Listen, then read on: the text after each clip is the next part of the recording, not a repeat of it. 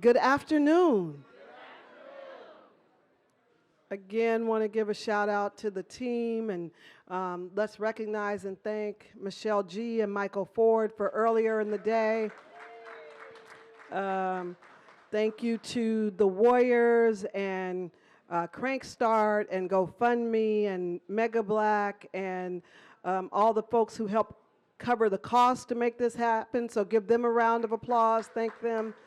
Um, Ayana Moody from the Warriors was here earlier, walked through, and was just grateful to have us in space. I want to thank, whatever, I'm like Michelle, whatever you believe. I want to thank God, Mother Nature, or whoever for this beautiful day that we got here. But really grateful for this beautiful day. We are going to move into, so we want to make sure that before folks leave, that Michelle started us with this call to action, this challenge. And so want you to be thinking because we're not going to leave here without people, fulfilling or following through on their pledge. And so we've got a little bit of a pivot in this afternoon. And so I'm going to have a conversation today and it's going to go where it goes. Really had the amazing opportunity this summer to meet Lakeisha French from Future in Color. Give it up for Lakeisha, Future in Color. And Lakeisha is working on collecting and consolidating and analyzing and understanding what it is to have a document that really captures the Black GDP. So when we started thinking about this convening this time, we really wanted to have a conversation around community and culture and the financial economic impacts of communities, and to really drill down and begin to understand that a lot of time the culture, the design, the things that are so special and unique to a neighborhood or to, I saw Susanna earlier, I think about the mission, right? Like things that are very relevant to specific communities and neighborhoods, sometimes the people in those communities and neighborhoods don't get to benefit financially, right? And we talk about the booms that are happening, and those booms usually come with a level of gentrification.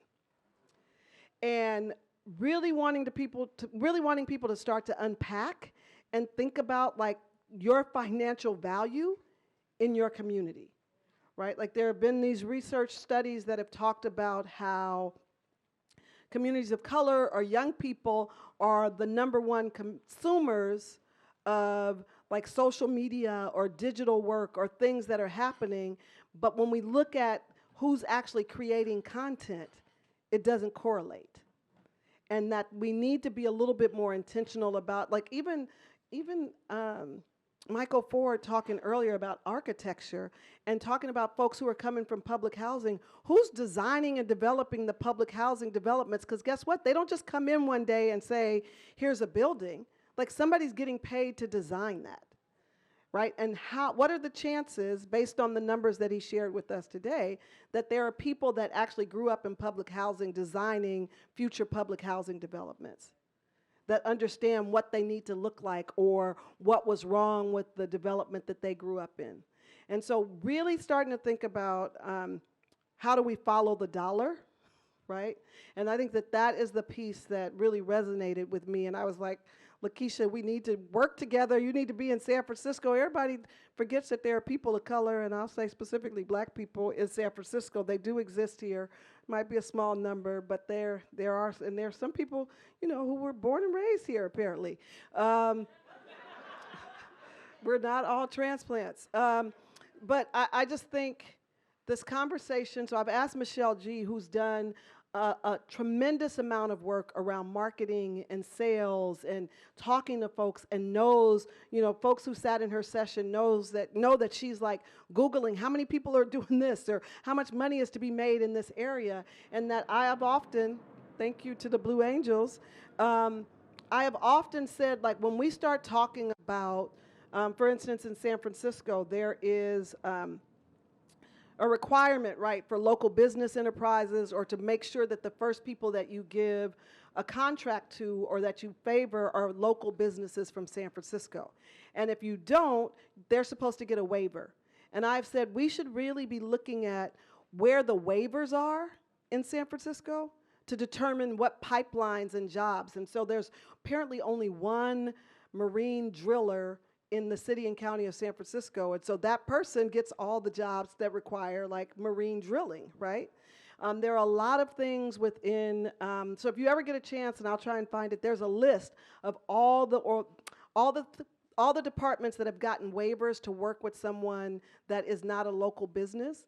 And they have to go sometimes outside of not just the state, but outside of the country to get the good that they need.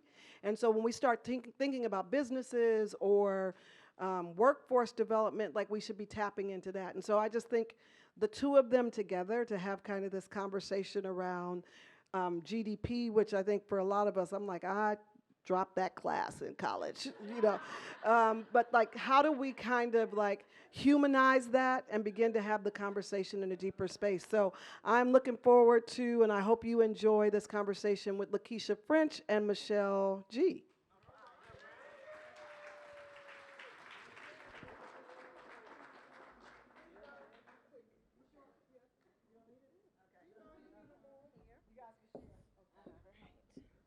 I took off my Nike flip-flops for y'all.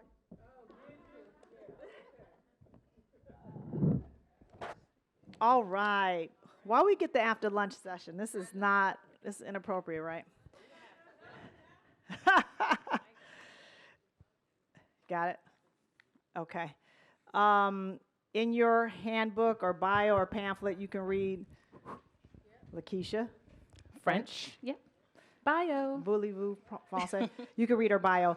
Let me just say this to start this off, and I'm going to ask some questions, and I'm going to give the floor to you to talk about this. Oftentimes, we get so mired in the day-to-day of what we're doing and trying to build and all the things that we're doing that we stop being inquisitive, and we stop asking questions, and we stop, researching things and looking things up when before you would have to go pull out a dictionary or a phone book. Literally now it's on your phone, and we spend so much time following other people's lives that we forget to build our own. So if nothing else, today is going to be a reminder that there are people that don't want us to talk about GDPs and what we're worth and how we build. So this is an honor and a privilege and a blessing to be able to sit in a room where people are diverse as this, talking about how do we grow. And Lakeisha's going to talk about some of the work that she's doing, but I really want you guys to pay attention because we already prayed no weapon formed. So it's up to you to release your mind and go beyond what feels comfortable, right? And let's really dig into what this notion of GDP means, why you're doing the research that you're doing, and some of the people that are supporting that conversation. So I would love for you to take the floor and just talk about some of the work that you're doing and why it's important to this audience right here. Yes, absolutely. Well, good afternoon, everyone. Good afternoon. This is one of the most exciting conversations that I'm able to have when I get to talk with entrepreneurs. I spend a lot of time in room with economists and anthropologists and forensic accountants and folks that study and do this work in the financial sector, tracking GDP. But for me, this work began as a conviction. So I'll share a little story and tell you how I got here. And let me first say that I grew up in Jersey City, New Jersey. I grew up in the inner city. My parents were working class.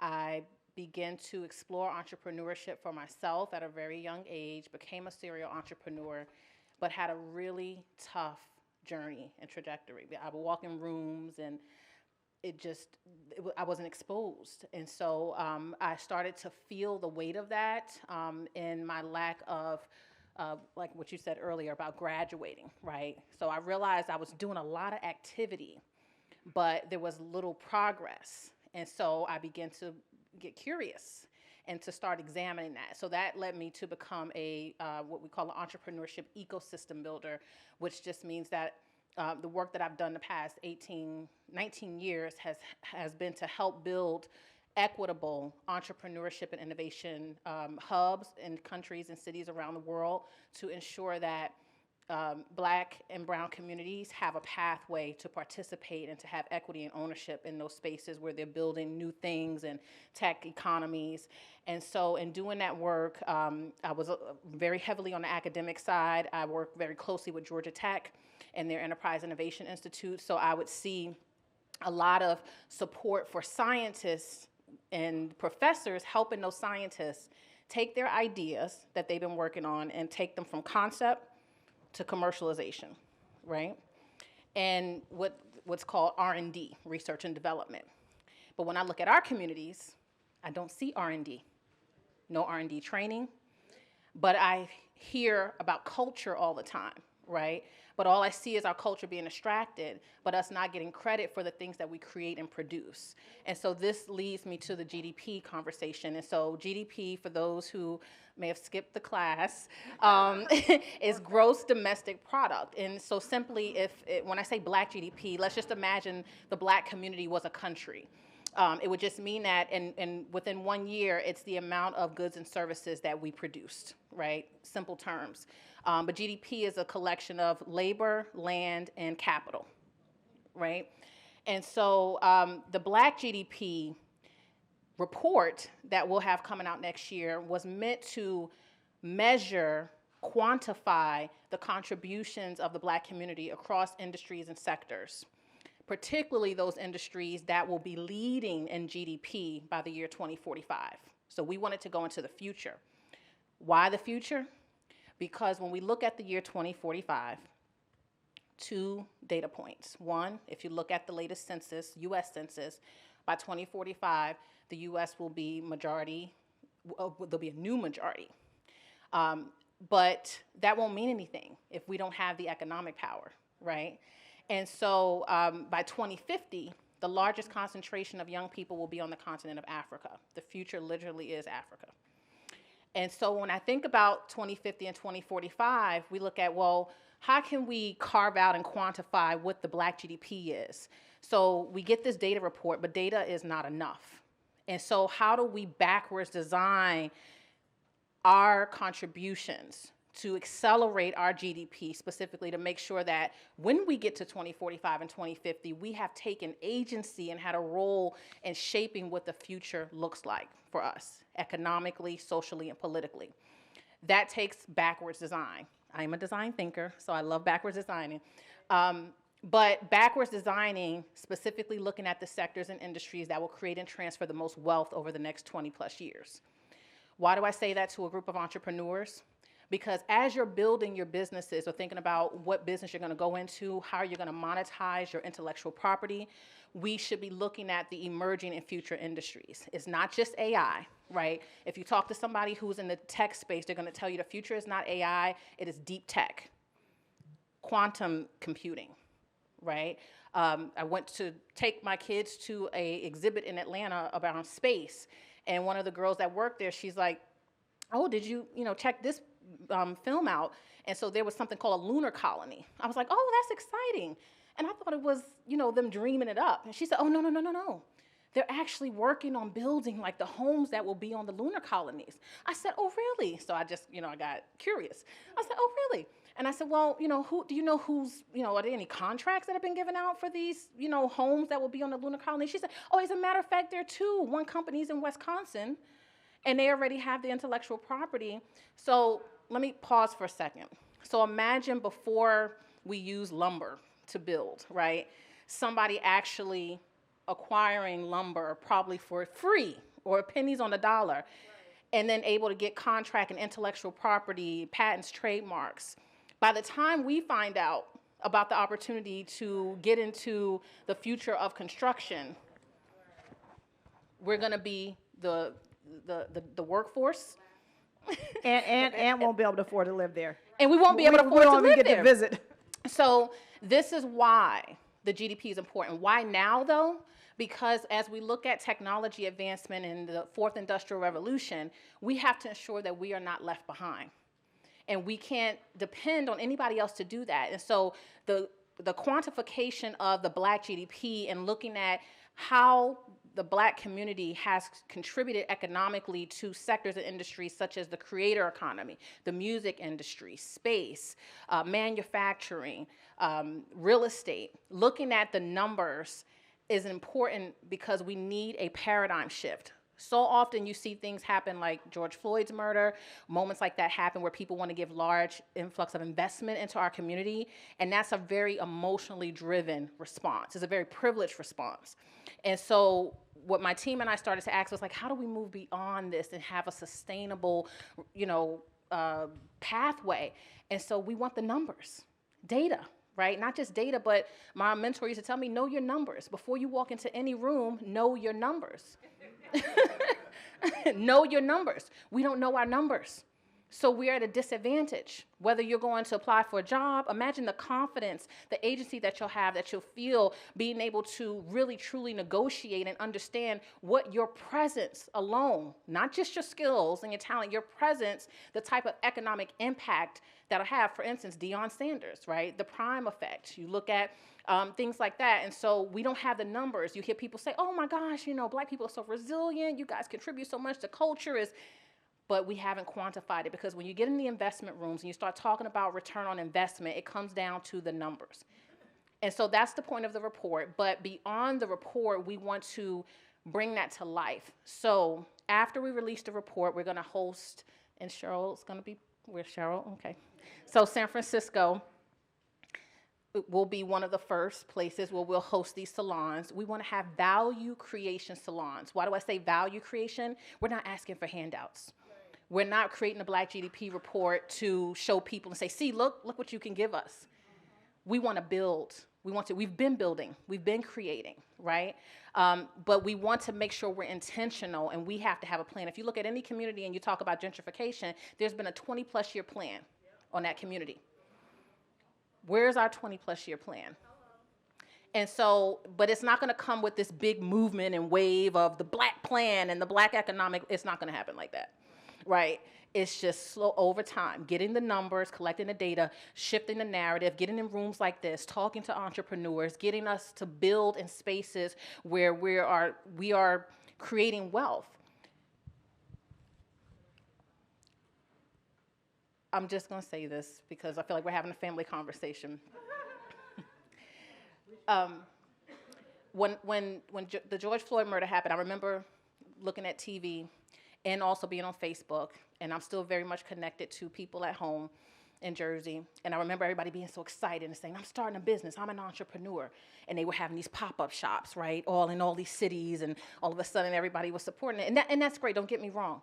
But at the same time, I was like, I want my people to look, okay, if the floodgates have opened that fast, that soon, where y'all going?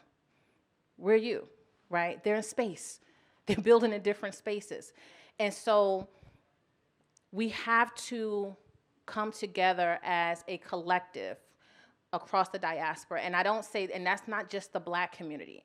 The reason our initiative, our action tank, our think tank is called The Future in Color, because the future is color. The future is color. But if we do not realize that, if we don't increase our GDP, if we don't focus on value creation, access to wealth creation, not capital. You talk about access to capital, we don't have collateral, okay, to go to the bank. So access to wealth creation tools, example, to sort of bring it down, one of my first businesses was a summer camp business that I started when I was 20 years old. And I was teaching young people how to build business. And so that program is headquartered at some of the top universities around the world now. Is that what I talk about all the time? No, but when you are an entrepreneur or a nonprofit leader, I don't care what type of organization or social impact you're doing, you have to be creating value. That is the only way to close the wealth gap. You have to be creating wealth and value. And so I could right now, if I ran into a gym, I can open up sessions. I can sell my IP. I made sure, so real quick, and then I'll pause, but the main thing I want you guys to take away is not this high-level Black GDP conversation, is how do you get more active in the Black GDP, get more intentional about what you're doing. And so we're looking at 4 pillars: innovation, right?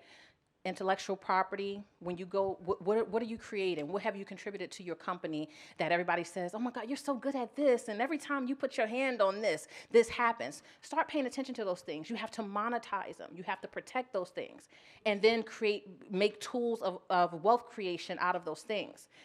Innovation, advocacy. If we don't have policy, it has to end in policy. If it's not written, it's not so. Right? So we can do all the work we want to. So policy has to be there. Ownership, not entrepreneurship, ownership. There's more than one pathway to owning. And investments. And so how are we investing? If you look at the healthcare industry, the future of healthcare in color, the future of space in color, the future of manufacturing in color, what does the Black community, what do our numbers look like in terms of investments or sitting on the stock market?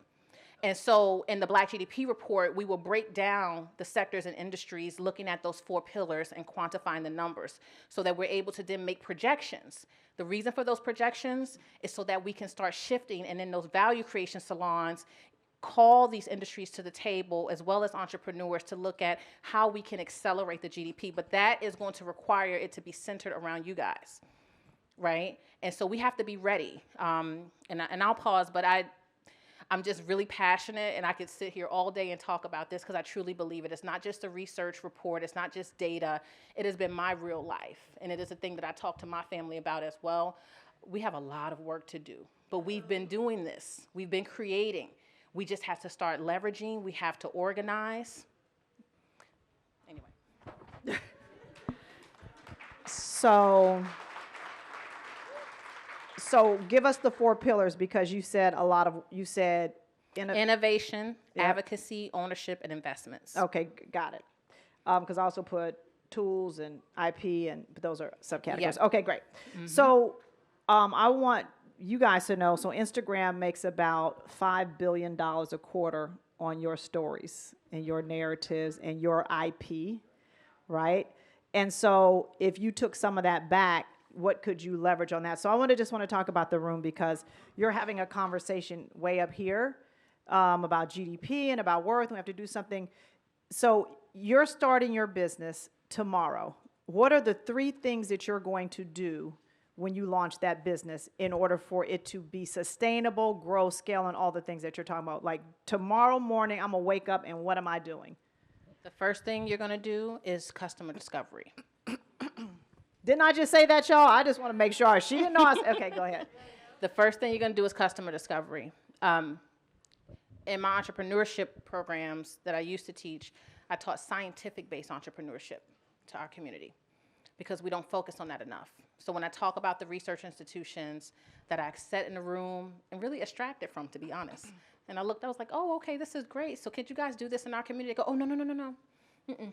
We only do that over, in other countries. Like, true story. But they will not come to our communities and teach it. Customer discovery. I can't tell you how many tech founders I have passed in the hallways of Georgia Tech that have become good friends, and I see them maybe every 6 months, and they go, hey, Lakeisha. I'm like, hey, how are you? No, nothing, launching this, tech company, working on, okay, where are you? Doing some customer discovery, got about 100 interviews to do, 100, 200 interviews to do. By the time I finish doing those, I might even have to build this out. Just So tell me, so how do they do that? Like because I was asked a good question from my friend at lunch, and he's like, if you don't know what you don't know, so like you cannot leave this room, and it's been like, look, God says you say something that now has been amen, right? You got to know your customer. How do they do that? What questions? Because it's really important, because if you don't know your customer, what are you building or selling? Or what are you doing? Like, there's no end goal. So yeah, I want you to dig in a little bit on that, because I think it's so important. Oh, and if I would have known that, I could have did a whole workshop, Cheryl. We could have did a customer discovery.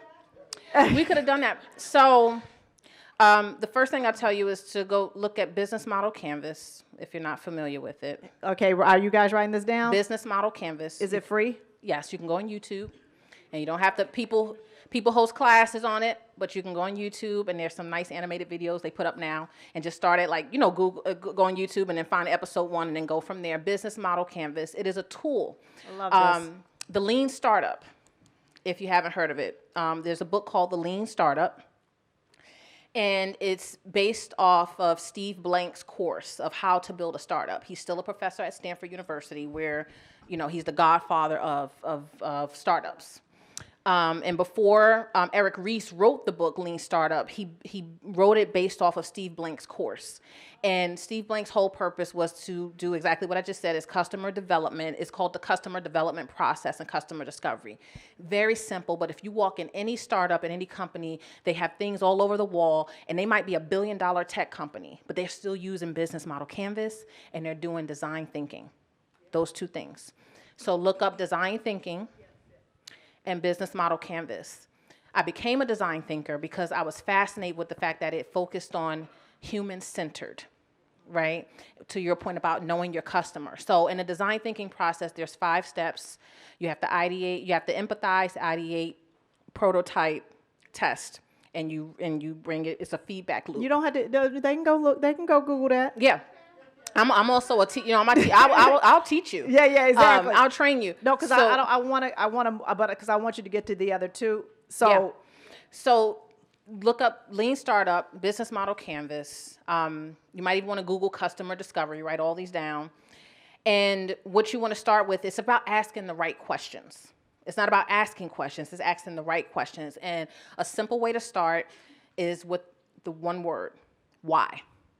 If I were to ask you a question right now and say, could somebody give me an example of a business, tell me about your business? Somebody? Wall Street Education. Who do you serve?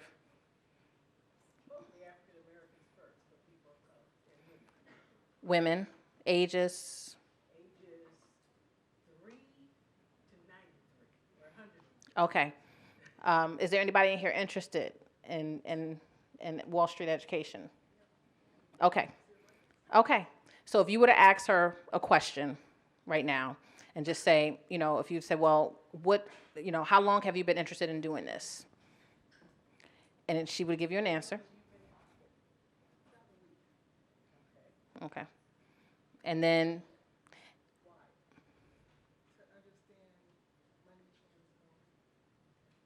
why?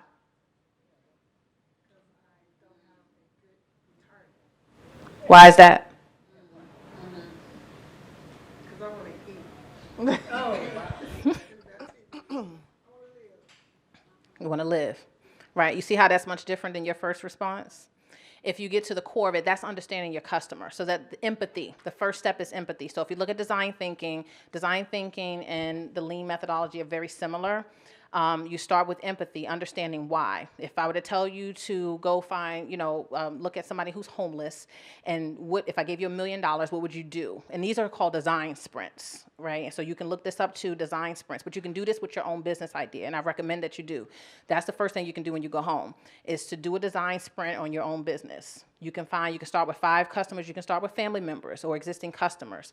But you want to ask the right question, but you want to ask why generated questions to get to the core of it. Because a lot of the times that person may not be your customer, right?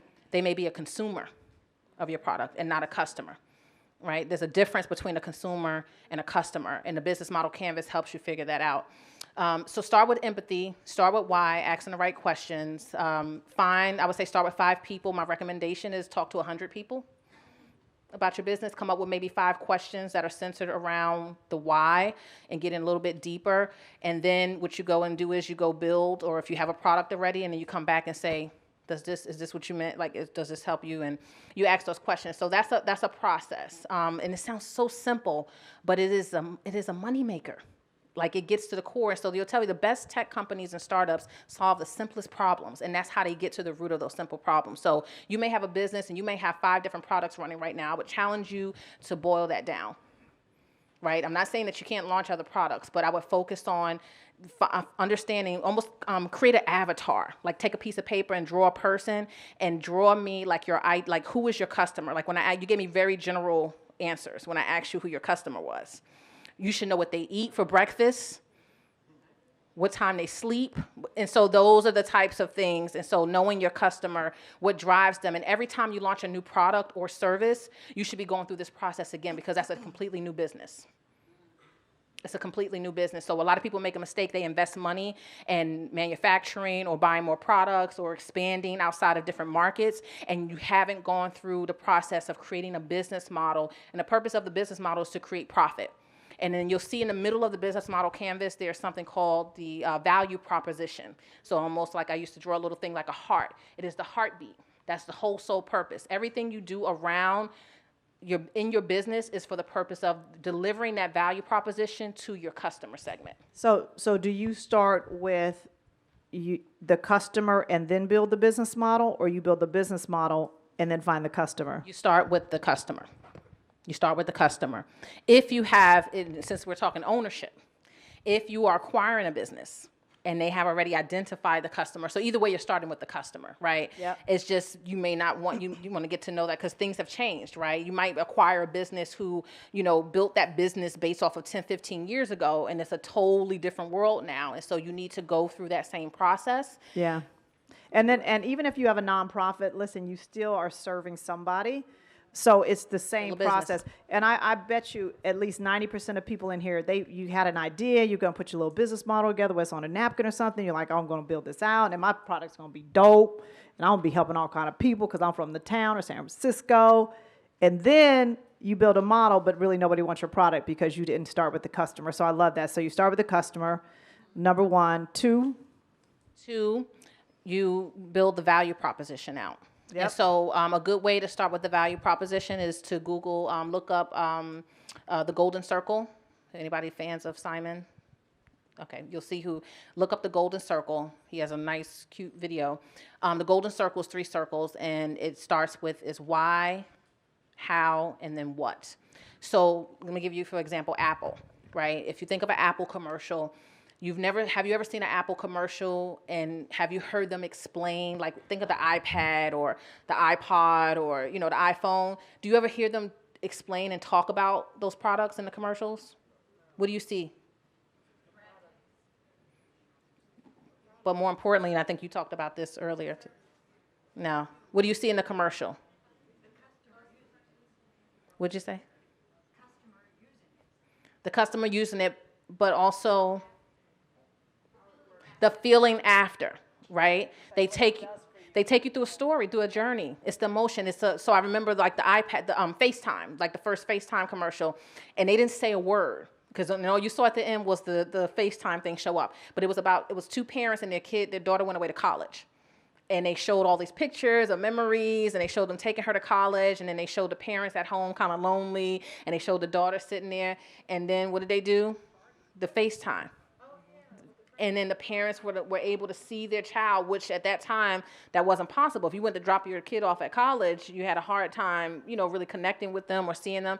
And so you felt that if you were a parent in that moment of ever taking your child to school or just have an adult child where you don't get to see them, the power of being able to pick up a phone and see their face was powerful. And then you just see FaceTime or and it's like, oh, wow. But but that's the Golden Circle. They start with the why, the how, and then the what is the last thing.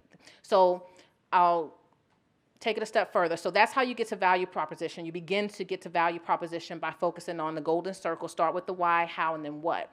But do the same thing for yourself as the founder and the entrepreneur. So I always tell people, I call it personal value proposition, your PVP. Who was in my session? Come on, did we not talk about?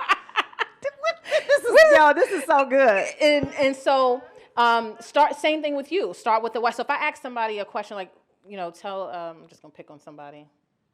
You're just in my view. Tell me about yourself. Yeah, my name is Dr. Saida Letutu Birch, and I am an organizer, an activist, and a disruptor of white supremacist ideology. Okay, all right. That felt good, right? Sounded good. But I wanted you to tell me your why first, right? So try to reverse engineer that. So the last thing I want you to tell me is what you do, how you do it, but I want you to start with why, like your purpose. So because you could be in any role, but why, when you show up, your fingerprint, why, what's your why? I think you said, because the last thing you said, I'm a disruptor. right? And so I would probably say that first. I'm a disruptor. But the last thing I would want to hear is your title or, the work that you're doing, right? And so it's the same thing with a business. And so as founders, a lot of the times when we don't have that approach to ourselves and the building up of ourselves as the founding entrepreneur, the person that's going to execute this business, it's a lot of the times reflected in your business model. So we have to do dual work as we're doing that. Yeah, I think it's a good point. I always like to mess with people. They're like, oh, you jump on a plane and you sit down. They're like, oh, what do you do? And I was like, changing the face of, like I just say something. They're like, oh, I meant, what's your title? I was like, oh, but that's not who I am. That's just what my title is. Yeah, you like to mess with people. Okay, so I love that. Everyone got that? Number one, know your customer. Number two, you have to have your value proposition. And what the world wants you to do is lead with your title so you can get away about the impact that you're going to have.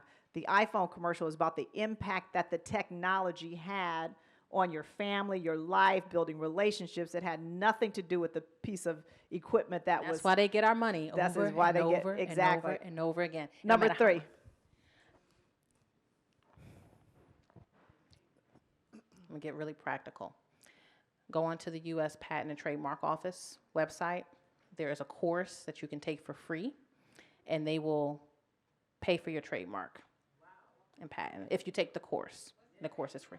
It's the U.S. Patent and Trademark Office. A lot of times it's about access to information and knowledge of knowing things. Protect your intellectual property. What you have between your two eyes is the most important piece of real estate that you own. But do you need to trademark it, or do you just need to?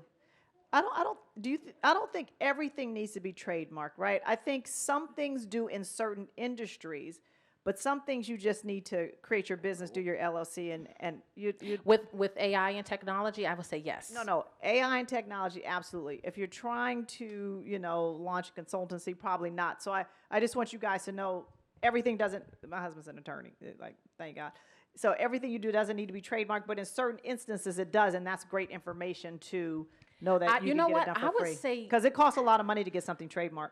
It does, but this is part of our work, right? Us as ecosystem builders and to try to break down those barriers. I would say yes, right? I would say if you go home and you think of an idea, whenever you can protect you never know. And that's part of building, that's part of wealth building.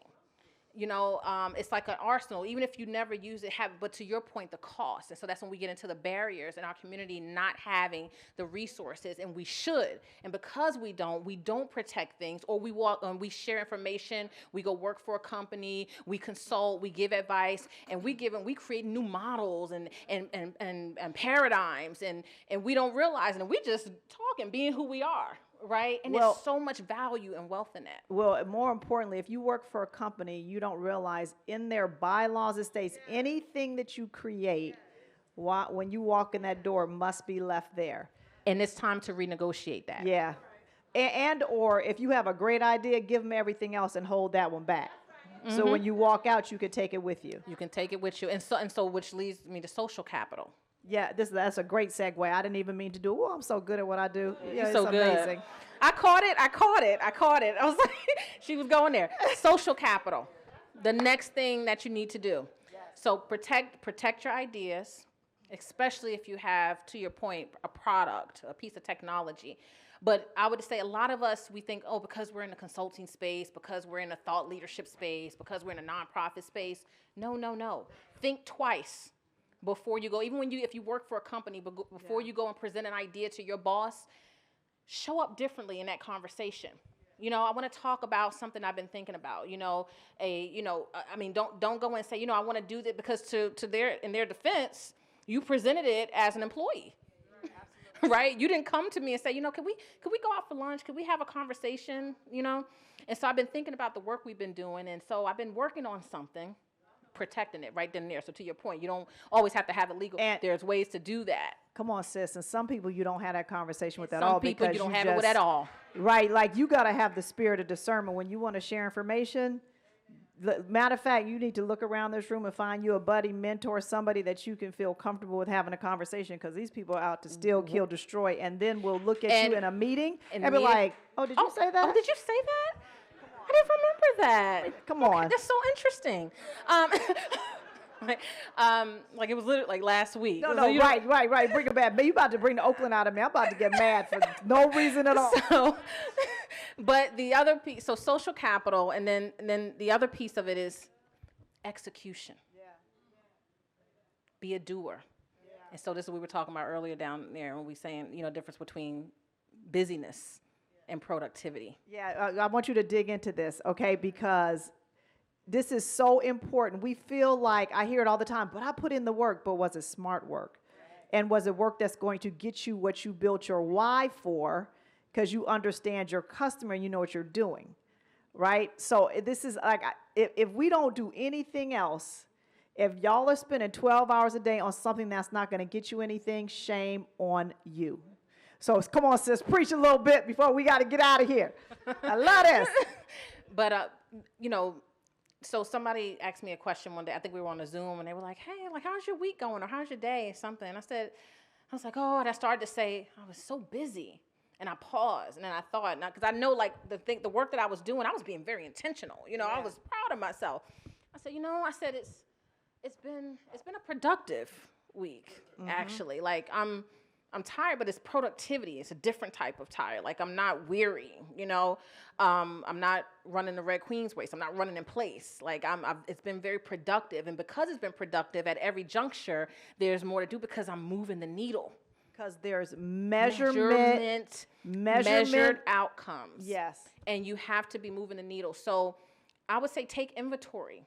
Hold yourself accountable, or find somebody around you that's going to hold you accountable. I know for me, it's my mama, and so it drives me crazy. But I'll call her sometimes just to say, put something out there and say, I'm going to do this, because I know she's going to hold me to it and say, well, I thought you said, And so I'll make sure that I'm sort of keeping that there, because I'm constantly having ideas, right, come up. So I would say busyness is letting the tide take you, right? You want to surf, you want to navigate, right? You want to take, and that requires you to take a step back and take an examination of the ecosystem, the community, the resources, the people around you, the social capital, the activities happening around you in your community and your family. And if you're in a specific sector or industry, you should be, and I wouldn't say don't just look at that industry, but also look on the side and look at what's happening and direct your activity or what you're doing towards making sure that, okay, tomorrow I'm going to talk to some people in the energy sector. I'm going to try to build a relationship with somebody there. I'm going to try to, so that way, if you're on a phone or if you're online looking up folks, or you cold emailing or calling, or if you're asking somebody for a favor, you're being intentional. And so again, this goes back to backwards design. You got to have a plan. I know that's not a sexy thing, but you have to be intentional. You don't have to have like a 3 or 4, because if somebody tells you to write a business plan, I'm just going to tell you flat out, this might not be a popular opinion. When somebody says, where's your business plan, or write a business plan, I automatically know that person does not, like, they're outdated. I'm like, you only need a business plan if you're operating a business. If your company cannot function when you're not doing something in it, it is not a business. You have a startup. That's a big difference. So look at what you're doing, right? And sometimes that's because we're not being productive, we're being busy. And so we're not really building out. And so you're just constantly stuck in startup mode, right? Where you have to be, we need more time to focus, to work on our businesses and not in them. But this also goes back to your point about the resources, right? And so if you have to work a job and you have to do, it's really hard to work on your business. And so I call it the freedom to fail. And that's the type of funding we need. That's the type of support we need to give us the freedom to be able to fail. So all these things we just said, I just want to just make a note of that. Like, all of this is great, but we realize you guys also need the support from the ecosystem builders, the organizations, the people that are saying that we're doing work to help Black entrepreneurs, right? But we need to have these conversations. So we did some research. We got a grant. My company partnered with Morehouse College and Georgia Tech, and I'm just going to say this. My experience at Georgia Tech, I dealt with a lot of racism when I was working with them, and we've had candid conversations about this. I was a small business that was on a federal contract with the Department of Commerce, and our goal was to build what's called the hub. And we were connecting the regions from Florida to Kentucky so that minority businesses, this was the MBDA, the Minority Business Development Agency, so that minority businesses could grow across regions. So for instance, if you're living in Florida and you're building a business in the energy space and Georgia or Atlanta has a class or a course or funding or an accelerator that can really help you and support you, you may not have the money to go or the wealth to go and move to Atlanta and move to Georgia for a few months to access those resources. So how can these hubs and accelerators and incubators work together to provide resources across region and create a hub where you're able to access those resources? Within this, we did some research, and they were a little bit against it. And so we asked, like, we want to just talk to entrepreneurs. And we talked to over 100 entrepreneurs going back to the customer development. And we said, what would you have needed when you got started to give you time to work on your business, to build a sustainable business model? Like, what's that? And we wanted to get to the number, like amount of money. You know how much it was? Like, that would sustain you for a year to be able to work on your business. Anybody want to take a guess? $60,000. It's not a lot. It was $25,000. Yeah, it's not a lot. Which is sad, right? It's like, Do you think they knew? They didn't. No, but here's the point of asking the right questions. And we had to do a lot of, and we did like these interviews, and it was hard because it would have been easy to send a survey or like what everybody does. And we took time, and some people were pissed. Like, they were like, why is it taking so long? And we were like, we want to sit down with and get to, and we looked at their books, and we looked at, and like, what is that number you would have needed? You know why? Because we wanted to go to the MBDA and say, that's fine that y'all are putting funding behind these. You keep putting out these RFPs for proposals and all these different solutions you're trying to build. But can y'all just give the entrepreneurs that are in the places, just give them $25,000? You know? Yeah. Because it costs you more to actually build the model than to just give people $25,000. Yeah. And they didn't like that. But anyway, we put it in the report. But little simple things like that. And so, but social capital, protect your IP, research and development. R&D, it really is down to Google. Or if you have a child in college, tell them to ask some of their classmates. Like, focus groups and information can be gathered from a number of people that we're saying R&D because, listen, I work for some of the biggest companies, so we do R&D. But then I just got on Google. I learned so much about myself. I just captured that information to use it. I think the important thing is, as soon as you start a meeting asking somebody for something and you say 25%, 30%, as soon as you start with the percentage, they think you're smart. It's literally Jedi mind trick. You could know one number. They're like, yo, this sister came in here today and she gave me a number. She must be smart. It's so crazy. And they're like, what do you need? What do you need? No, seriously. Like we talked about this, research is so important, but it's just like something simple. Oftentimes can help you. So I don't know how much time we have, but before, we'll take, okay, so we'll take questions. I do want to ask this though, so short answer to this. So I was a corporatepreneur, right? Because I didn't really, I was just like, I like my corporate paycheck, and I became a full-time entrepreneur, but I learned so much in corporate America. Do you recommend people, I talked to a young brother here, people interning to like get big corporate ideas, big corporate people, you're building relationships as they're building, or is that wasting time because that's busy work? What's your thoughts? Oh, no. I would say yes. Okay. I mean, the wealth gap, right? If we're going to talk about the wealth gap, the only thing that will close the wealth gap is generating wealth. Period. I mean, we could sit here and have all these fancy conversations about it. It's the only thing that will close it is to generate wealth. So, I think when I hear people say, well, if you want to build wealth, you got to build it, but you can't do the core, you have to leave, you can't have a job, or you can't leverage it. Some of the smartest people I know that have navigated business or that have even given me great advice have been people that have worked in corporate and have figured out or stayed there, and that's a sacrifice, and sometimes and taking one for the team sometimes, right? Those are the people that you want to partner with and that you want to collaborate because they have access to a level of social capital that you don't.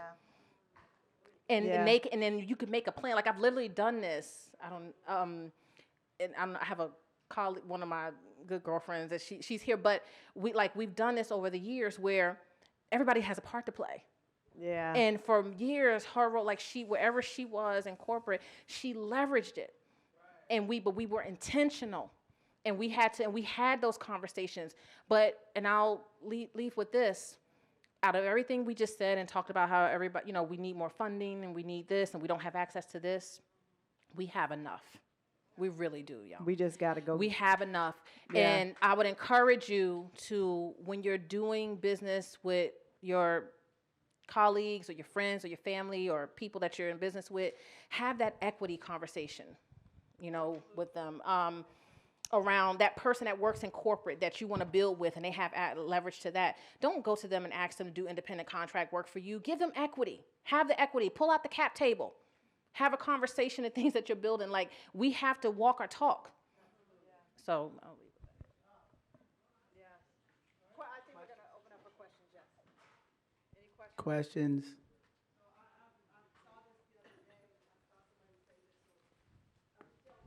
To hold the mic, drop it. Comments or questions, or both, but the comments have to be quick. No dissertation. I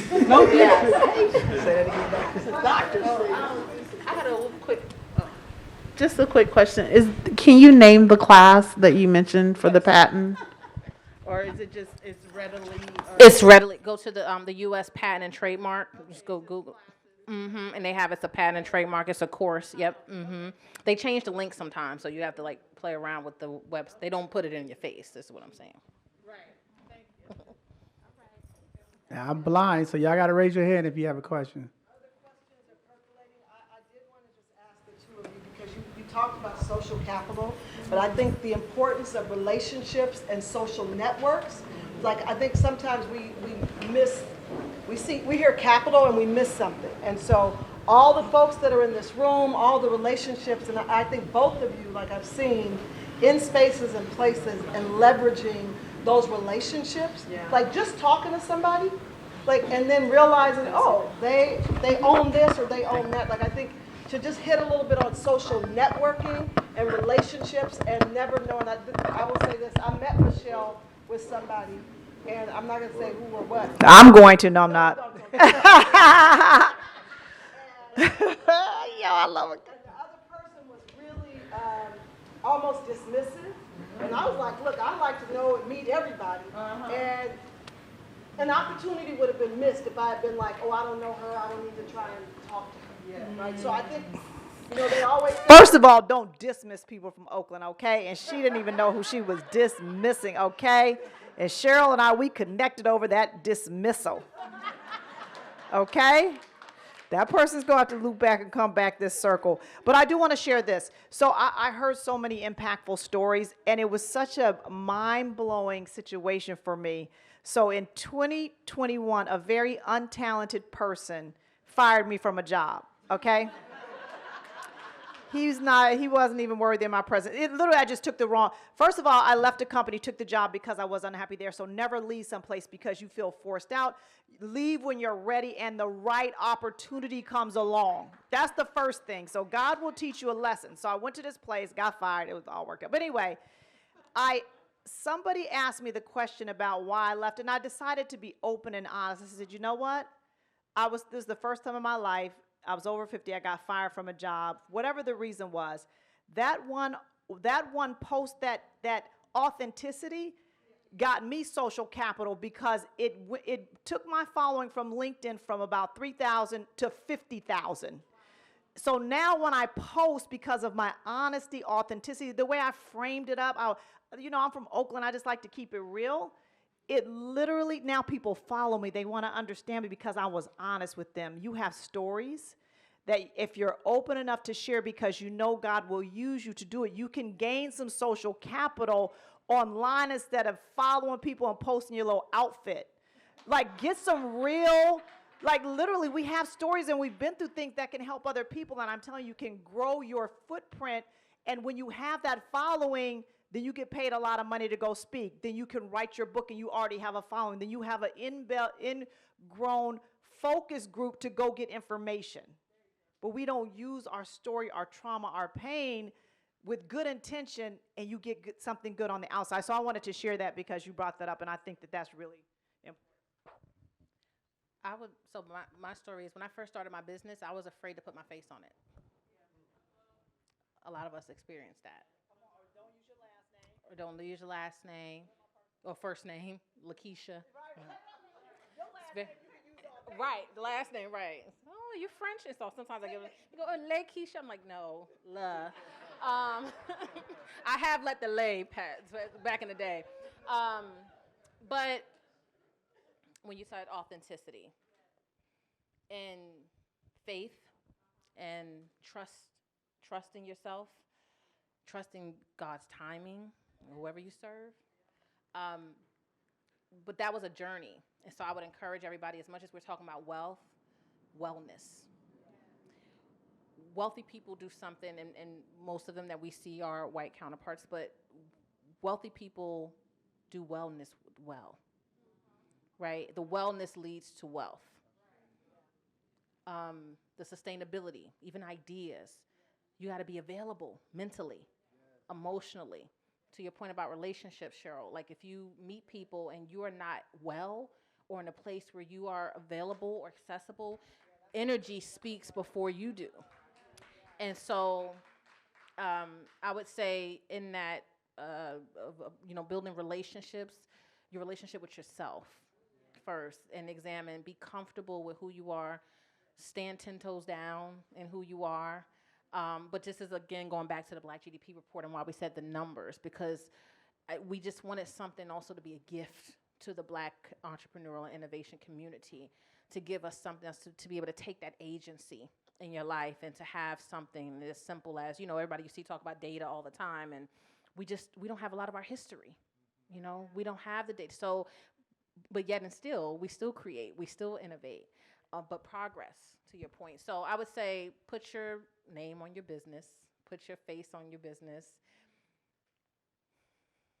I just want to be real. Hold on in this moment, because I'm saying that, but I also remember a time, and I know that y'all go, and I remember going to events and seeing people speak on panels, and I'm like, it's easy for y'all to say that because you're there already.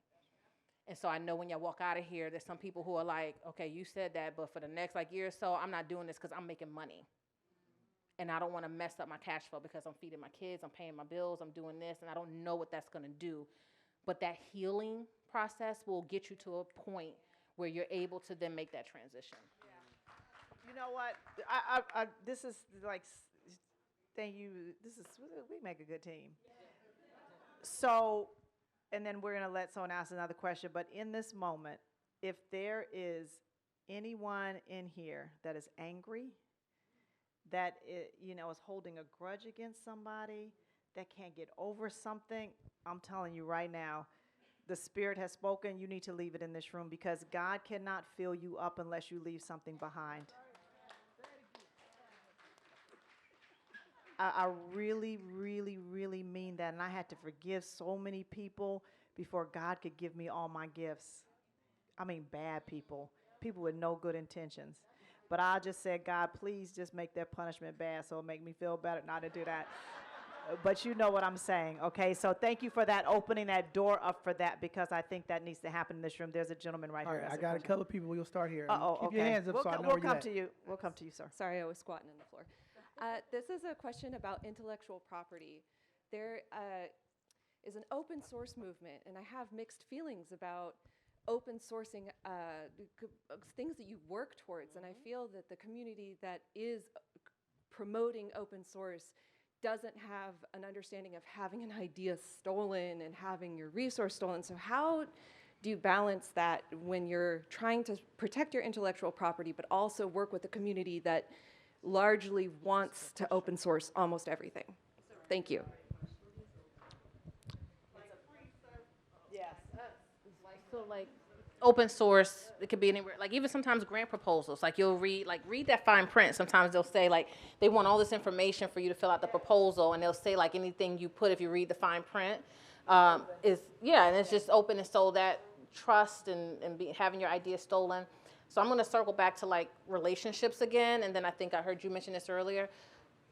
get an attorney in your network. So you talked about things to do when we leave here. You know, whether pro bono, this is part of like relationships, right? If you're at a place where you know you have something really good and you're like, I don't know, I have to talk about it, right? Or there's some opportunities. And so, you know, along with going to do customer discovery and all those things, an attorney and an accountant. Because everything we just told you guys will do no good if you can't sustain it and if your books are not right.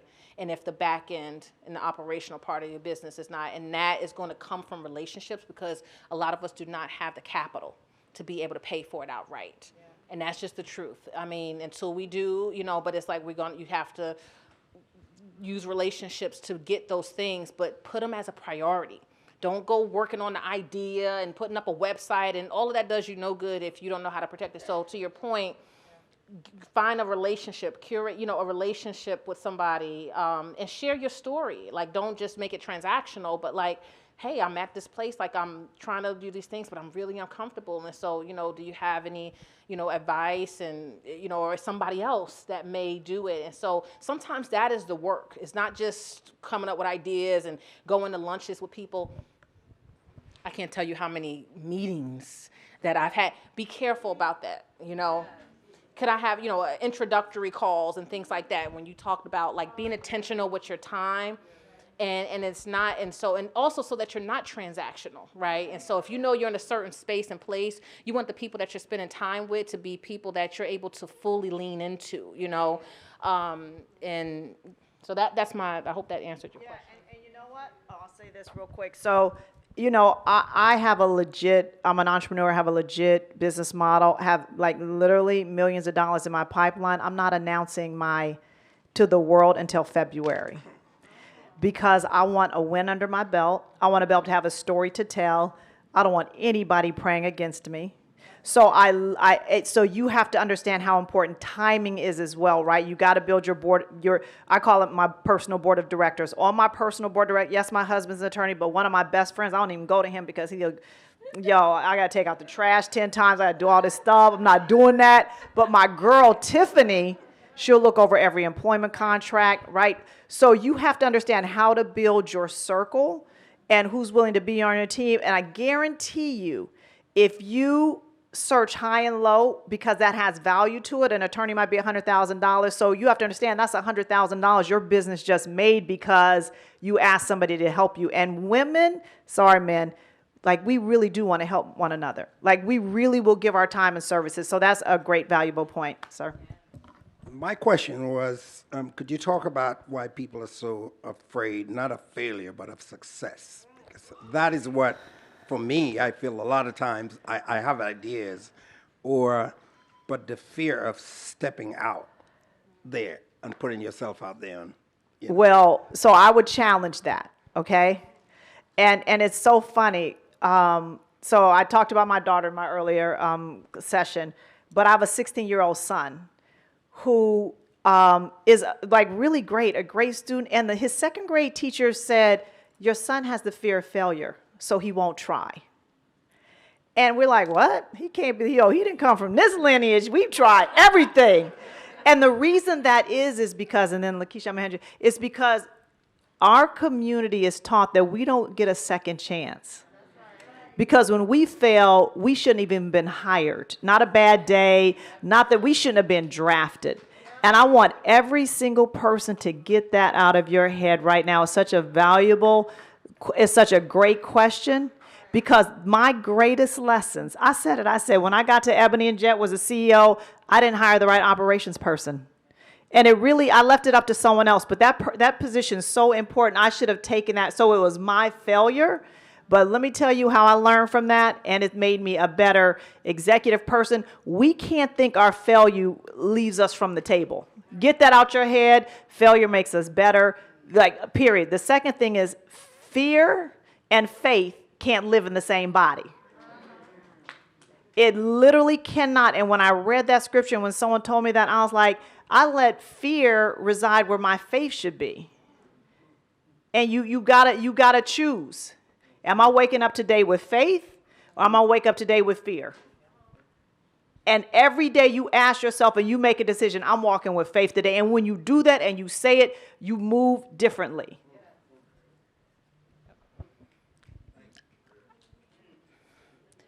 Commanding and control.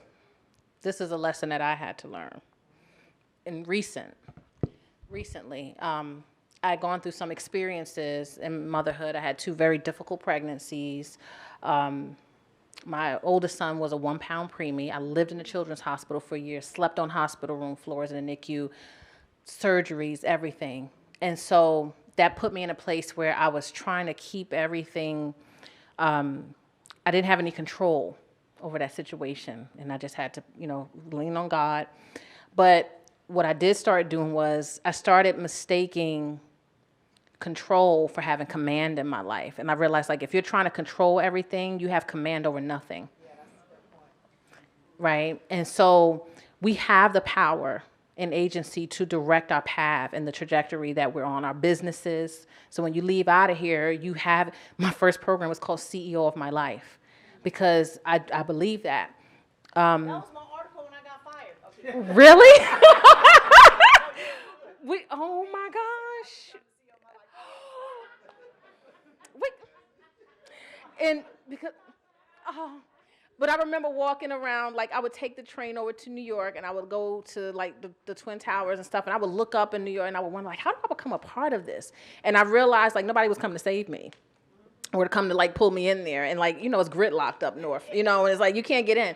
But that and some other things in my past and sense of, abandonment from my biological father, all those things, I realized, like, I had this thing with, like, having the fear of people disappointing me and all these things where I, like, kept things in compartmentalized in boxes. And what I realized, like, okay, you think you control, like, you're trying to control things. Like, I run a business, I'm an entrepreneur. Like, I know a lot of you feel this, like, I'm doing this, and when I leave out of here, everything they said, I got to write it down. But then I got to go I got to go grocery shopping. I have to go help take care of my mom. I got to go check on my family. I have to take a step back and let go.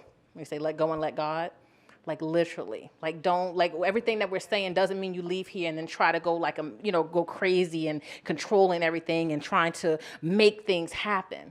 Authenticity also means just being who you are and moving, but that requires a level of being in touch with yourself. And so I know a lot of the times you sit and see people on panels, and I'm just saying this because I was that person before, and I would say, oh, they're saying this, they sound so authentic, but like once they leave here, I'm not going to be able to contact that person. I'm not going to be able to, and then they'll say, well, they don't really connect with you afterwards. But one thing I learned, I stopped complaining and started looking around a few years ago and was like, what's the common denominator between all those people on those panels? Like, and I started like really like researching them, like really figuring out. And what I realized is that they take ownership, they bring value to whatever they do or wherever they come. So when Cheryl said relationships, you also can't expect to meet somebody, get their phone number, get their email, tell them about your business. You really need to go home and think about, what value can I bring to this person? It don't have to be money, right? It's like, what value, what's your biggest pain point right now? What's the most painful thing like for you? And you're like, maybe I can help figure that out. I might not have this, I don't have the network you have, but I can help you do that. Right. Mutual value exchange. It's salt and pepper. It's the mutual value exchange, but that is going to help you. So when you look, don't feel discouraged or don't feel upset or angry because, when you feel like I can't, like, I got this good idea and like I'm just this, and yes, you are. We're no different than each other. But just bring value. And that's what I found. Once I started focusing on showing up with value and bringing value to the table, every room I stepped in, owning your energy, owning how you like that, you call it to you. You call it to you, and you'll start seeing that needle move. So, yeah, it's people always ask me, like, why'd you write the book? I was like, I didn't really care if anybody bought the book, but I saw everybody sat on a panel had written a book, and so I just took 6 months. I said I can bust out a book because I know that that corny book they wrote, I could do just as good as that. Like the point is, and Lakeisha is a great point, is you got to understand the barriers to entry. And oftentimes they're not that big. They're like the difference between me and you is I took 6 months to write 100 pages about my life from Oakland. And I maybe sold 5, 6, 7,000. I don't know. It wasn't a whole lot. People didn't like the title. I don't care. But what I get to go fly and speak is what I wanted. And I paid attention to what the barriers to entry are.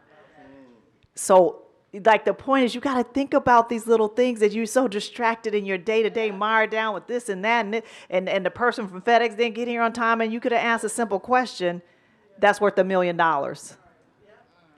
Like, literally. Any more? Any Yeah, we last got a couple question? more questions, but since I have the mic, I want to ask this because Okay. And listen, if anybody has to leave, we just having family time. We like a big family reunion right now. Don't feel bad if you got to get up and go. Even if you're sitting in the front row, we still love you. We understand. Okay, please. But I think this is important because it's community, and I hear you talking about the future. And I think we don't really talk about collaboration and partnership, what it really look like. We hear people on panels talk about we need to collaborate. This is how we're going to do it, work together. But then in the community, it's not happening. It's more competition or more gatekeeping. People now trying to see you advance over them. How do we do that? And then I'm going to give him the question. Hyper, write this down. I'll write it for you. Yeah, she going to write it for me. Go ahead. Hyper interdependency. You got to get in a place where you are comfortable, and that requires great humility, checking your ego at the door. Where you, I remember, like, and to your point about like working on things, Future in Color, I started working on Future in Color at the end of 2019, right before the pandemic. So it's been almost 3 years. But I remember the people, and I could literally bring them up here on stage, and they could tell you, the first thing I would say is, I need you. Like, I want to, like, a lot of times we like to show up and, like, we rehearse what we're going to say and, like, oh, okay, well, we can't, like, we got to, here's my expertise and here's my thing and here's my, well, if we all could do, I mean, we wouldn't need each other. We all would be sitting hefty and wealthy. But hyper, get to a place truly in your heart, not just saying it, but where you, like, we're only you and God. No. And it, like, I am in a place where I just want to be hyper interdependent. Like, we have to rely on each other on that type of level when we're with the people that you're working with and working together with. When you feel like that, like, I don't move without this. Like, I would never do something with Future in Color and not involve the many people that helped to build the foundation of it, regardless of what they're doing. I have this one person, and her name is Blanca Catalina Garcia. I love her to death. She moved from Atlanta. She moved to Florida. Her husband got a job at a university down there. And I call her like once a month. And I'm like, hey, Blanca. She's like, hey, Lakeisha. And so she told me, she was just going through it with her family, transitioning. But I promised her, I said, as Future in Color's building, I will not forget you. Like, I don't care what you're doing, you're in some form of way. I don't care if I'm getting, from nagging. So one day she started crying. She said, I don't know. Like, I did not believe you, but like, you truly like reach out, you make sure, because I never want somebody, but that hyper interdependent, because when I was at that point where I didn't know what to do, she created decks. She took my words. She spent hours on the phone with me when my kids were running around, and she wrote my thoughts down because that's one of her gifts. I will never forget that because I was hyper interdependent on her at that time. And so we just have to show up in that way, constantly. Yeah, it's a good point. I love that story. So as I'm launching this business, and it was my idea, it was my brainchild, 30 years in the business, and I called this woman to be my head operations, and she goes, should I put that I co-founded the company with you? And I had a moment. I was like, hell no. And I was like, you know what? I said, we look stronger together. I said, yeah. I said, we're co-founders. Now, I know that I did it, but the point is that if we're not caught up in our title, and we know that we're protected by paperwork based on the percentage of the company that I own and you own, what does it matter? If we're stronger together. So I think we have to understand, one, we can't do it by ourselves. Collaboration means that a group of people come together and we're stronger together, right? So you can't get caught up because you've never had anything that you don't want to give a little bit away. And our history, that's why I said our community isn't graduating. we're in this perpetual cycle of not getting what we're worth. And it's because we don't want to open up the door because we're so scarred that we're scared to let people in. Even when we vetted them and know them and the Lord showed up and told us they're okay, we want to hold on because we've never had anything. And so I say we're worthy just because we are here. We know our value. You don't get to dictate what I'm worth. And I got caught up in a moment that I needed the world to know that I co-founded, that I founded it, that I this. But I was like, I don't need the world to know. I know what I'm going to be blessed with because I know who I am. And so don't you get caught up in the same foolishness. Amen. All right. Good afternoon, everybody. I'm Brian Adam with the San Francisco Department of Technology. I guess I had a follow-up question to some things that Lakeisha mentioned regarding, I guess, finding out what minority-owned businesses kind of needed. When they started those businesses, what was the dollar amount that they needed to kind of test their business model and get their customers? Mm-hmm. And I guess what I was wondering is, what can we do? How can we convince policymakers, voters, to kind of support services or grants that are no strings attached, so we can just give businesses or people what they need to make things happen rather than jumping through X number of hoops? Mm-hmm. I would say, and you said, what did you work for the Department of Technology? I would challenge you to go back to your department and to shift the way that you guys are looking at supporting minority businesses. So not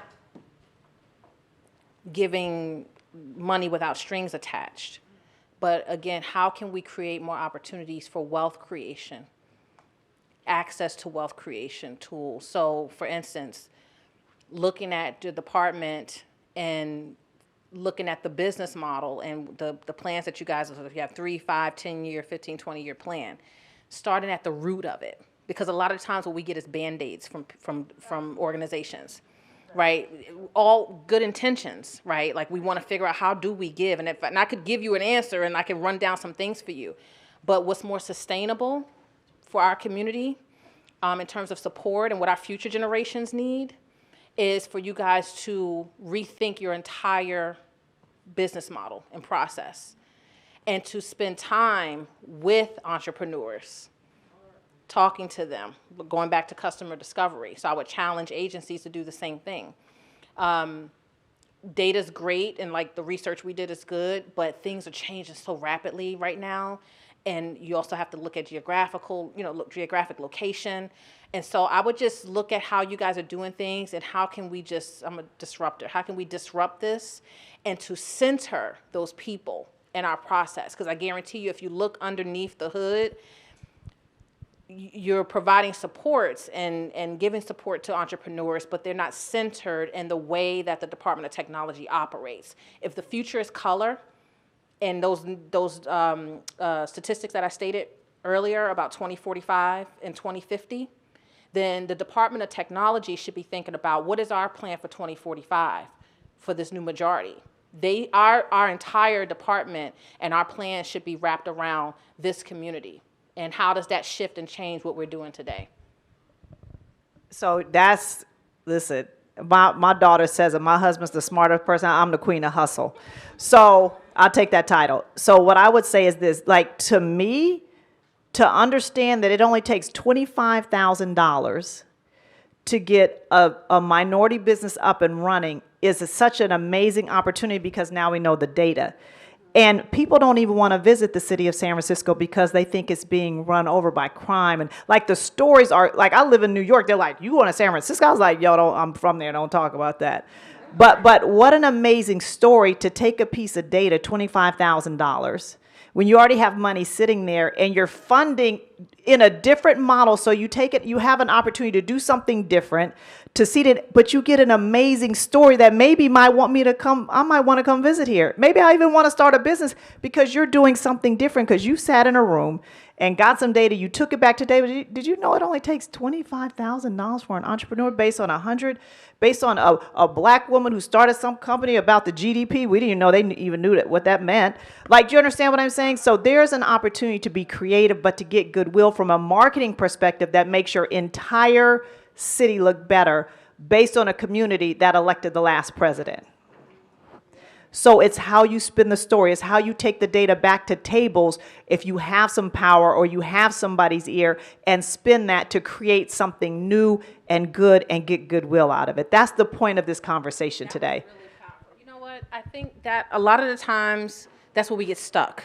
Like what we like that this conversation that just happened, because I was talking about the root, ripping it up from the root, which absolutely has to happen. But you were talking about, like, what can you do now? Because we know you have a job to do, and that the people you work with may not think like you, right? And they might not have the heart that you have, and you may only be there for a limited time.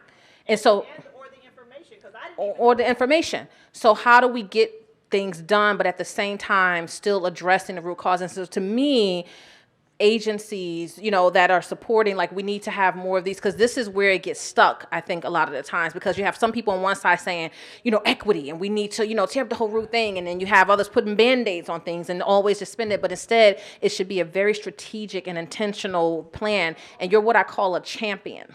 Right. And so we had something that we did for years called the Champion Report. And you found that also in that data we did was that entrepreneurs could not identify a organization that really supported them. It was never the organization or the agency. It was a person that worked there. And they followed that person wherever they worked. And that's who helped them to sustain. So it is the champions, to your point, that can make that happen. But the champion also has to make sure that you're also a part of that root causes and tearing up those roots and learning how, like, to your point, to spin it, how to do that, plant those seeds and get that done. That's an art and a science. Yep. I think that we have. Yeah. All right, we have one quick question and we got a hard stop. Okay, so I was listening to your response, Chantel Herndon, very nice to meet you, about the sister who said, I'm gonna be a founder with you. What if you're in a situation that's a little different? Kind of, you've been championing along a business for a period of time, and when you come and say, well, I want a contract, I want to be recognized, I deserve a title, and the response is, you've got social capital, you've been along on this ship with me, so that should be enough. Right. How do you then turn around and say, it's more than just that to me? Yeah. I would say that everything you learn, start your own business, be their competition. Okay, Michelle, stop it. So I knew she was gonna give an Oakland response. Listen, you know, we pray for signs, we pray for discernment, we pray to understand the situation, and it's given to us, and we still question, why are we there? We still question why we're giving people something and they give us nothing in return, because we don't understand our own value. And when people show you who they are, we do what? We listen. No, we literally listen and we thank them.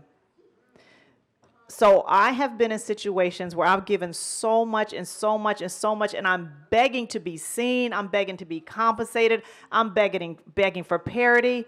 And when I realized that I'm Michele B., a daughter of the Most High, I had enough courage and information to do it myself. I'm telling you right now, like, I don't know the situation, but if you have to sit here and ask the question, that person's not sitting there talking about, should I really give this person what they're worth?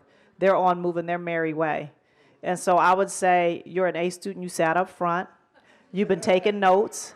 I could see how you move and shake. You know, listen, you get people's attention when you walk in the room. Stop begging for crumbs. Stop trying to hang on to people's shadow. And now be smart about it, right? You don't just jump and get mad like I did and got fired. Don't do that. You know what I mean? But sis, it's time, because you wouldn't be sitting here in this open room asking that question if it weren't. And now you got a sisterhood here. You can bounce ideas by us, and you could talk to us, and we really mean that. Like, you can't keep calling. You know what I'm saying? But you get at least 1 or 2 calls. You know what I mean? Anyway. I'm good for a strong text. Exactly. All day. I respond all day. Phone calls is tough. I have little ones. I always tell people, you can text me like crazy, you know, because I get to look at it at my leisure. But, like, I don't, you know, that don't bother me, right? Yeah. So I'm gonna look, but I'm definitely gonna respond. I'm always gonna respond.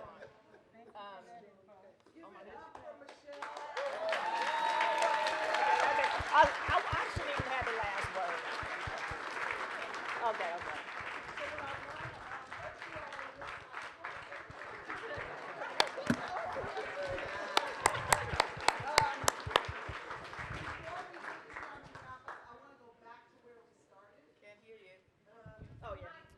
I want to go. Look, black folks will always be telling you what you need to do. Uh, or should I say elders? I don't know, because they may not want to be. Uh, I want to take it back to where Michele started. So everybody was here, raising your hand in a pledge. And I think what, you know, and I don't know if Saida wants to speak to this as well. I think we are always saying, like, let me take it all the way back, right? So I started my career as a kindergarten teacher in private school. And I realized in those spaces that I had access to things that I never had access to as a student growing up in Oakland public school. And so I made it a determination that the things that I had access to as a teacher in private school, I wanted to make sure that the kids, I worked in Pack Heights, I lived in Fillmore, and I was like, I want to make sure that the kids that are in the neighborhood where I live have similar experiences as the students where I work. And so when we come into these spaces like this, it may not seem like a big deal to folks, but it is not normal necessarily for the city to say we're going to put on something like this that is free of charge and that is about like helping people build their wealth. So I say all of that to say, like, we pull these together. First and foremost, I will say on a selfish level, I do it because I think these folks are amazing, and whether you know it or not, like, Google them. They are in rooms and spaces connecting and rubbing elbows and having conversations with the folks that many of us may not aspire to be, but aspire to be like, right? And when I say like, I don't mean like their character. I mean that the things that they have access to. And so I want to make sure that when we do these things like this, I'm not necessarily saying, like, I'm going to come to you next year and you have to tell me how much money you made after you came to this event. But I want you to be able to say, what was the impact on me? And that ultimately, when you all are impacted, it impacts community. So I was looking over something the other day, and I'm going to, like, really go off on, like, a tangent, but it connects. So I was reading Pedagogy of the Oppressed the other day. And he talks about the dehumanizing effort, right, where we get people in a place where they just get locked into doing the same thing over and over again, right? And that I can, in some ways, even in that instance, make you think like you're moving in a different way. But really, I still have created, as a teacher, something where, you know, you think you raised your hand and you just want to ask a question, but basically I set the foundation for you to know the rule is to raise your hand in order to be called on, right? So you're following a system of oppression in a way where you don't get to speak up.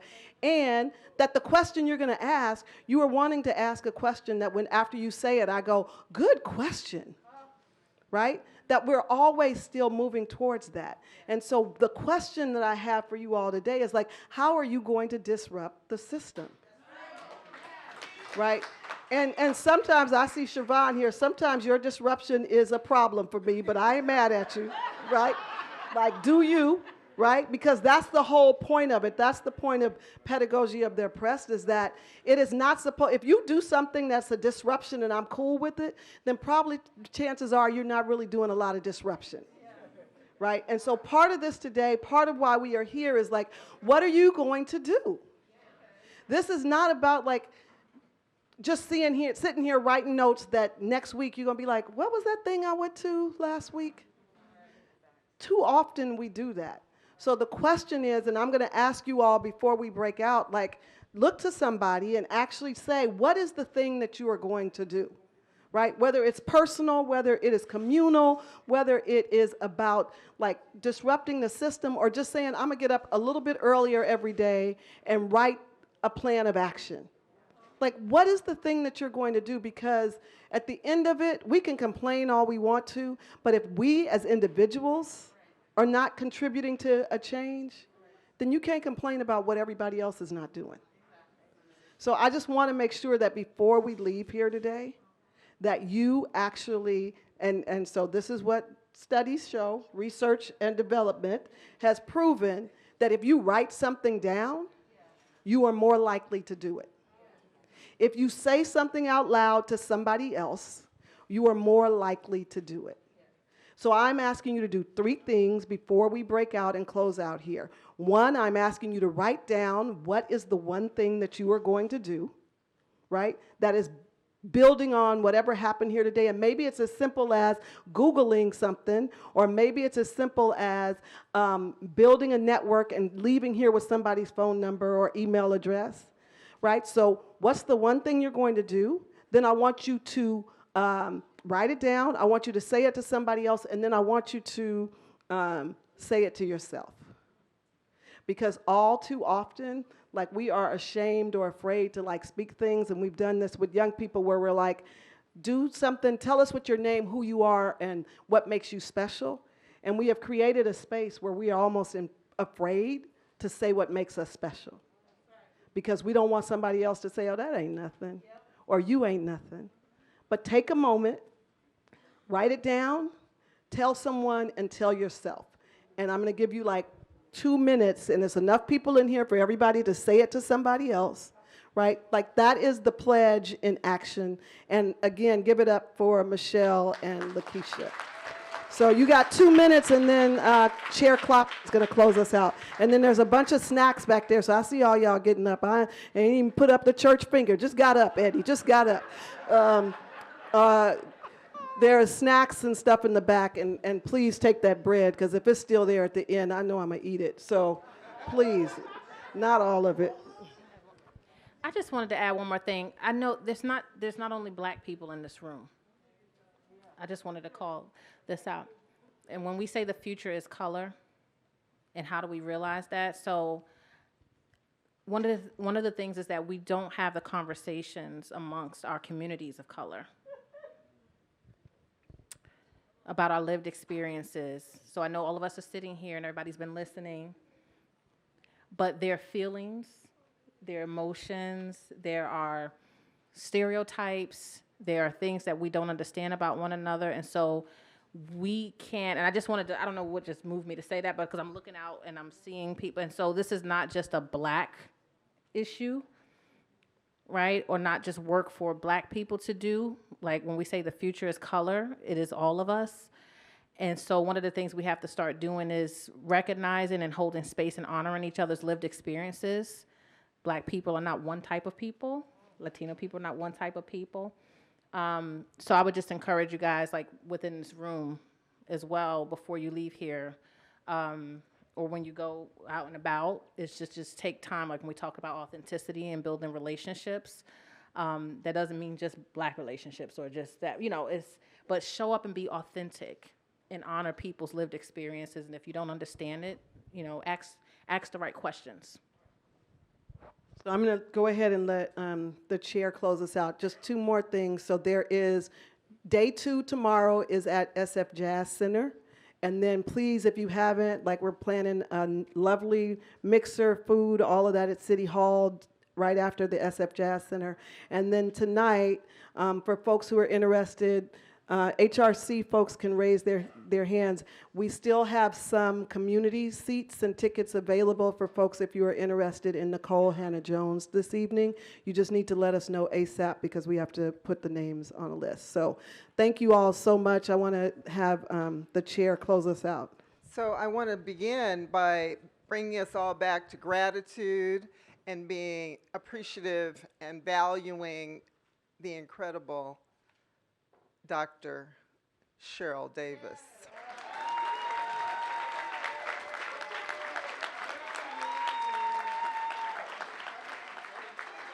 I think she deserves some foot stomping, actually. Yeah. Hand waving, all that, because she's amazing. And the Human Rights Commission staff are scattered about. If you could each one stand, please. Please stand.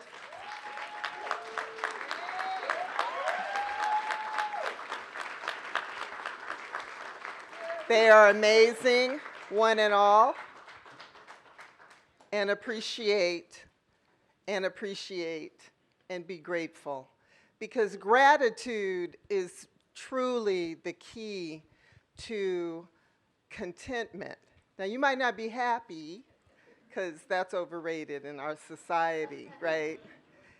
Just like we're over-pathologized and over-medicated.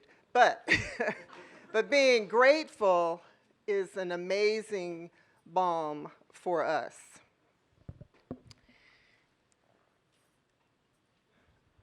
We've heard a lot of different things. We've learned a lot.